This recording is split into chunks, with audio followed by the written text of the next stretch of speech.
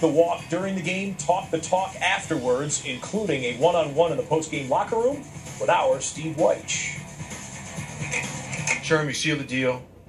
You tipped the pass there at the end of the game, deflected to Malcolm Smith for the interception. What about it coming down to you and making a play like that at crunch time?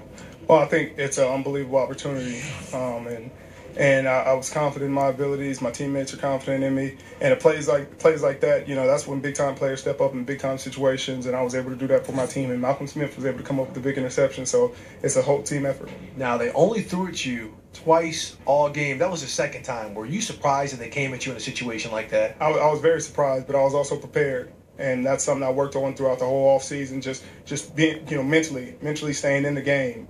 There's going to be times where you don't get tried for a long periods of time in the game. And last year, I would have some lapses where they wouldn't try me for freaking, 3 quarters. In the fourth quarter, I'd give up a pass or, not a big pass, but a slant or something like that just because I wasn't as locked in as I should be. And I told myself that I would correct that this year, and I was able to. This was a total embodiment of that.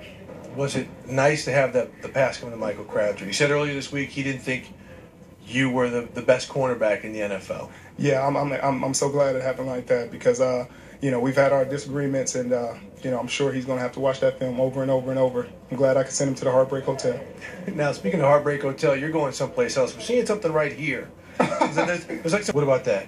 Oh man, it's such a blessing. It's such an unbelievable opportunity for a bunch of nobodies, a bunch of guys who 5th rounders, 6th rounders, undrafted guys who've come together like a family and played for one another. And you really can't. It's a fairy tale story that you really couldn't write any better.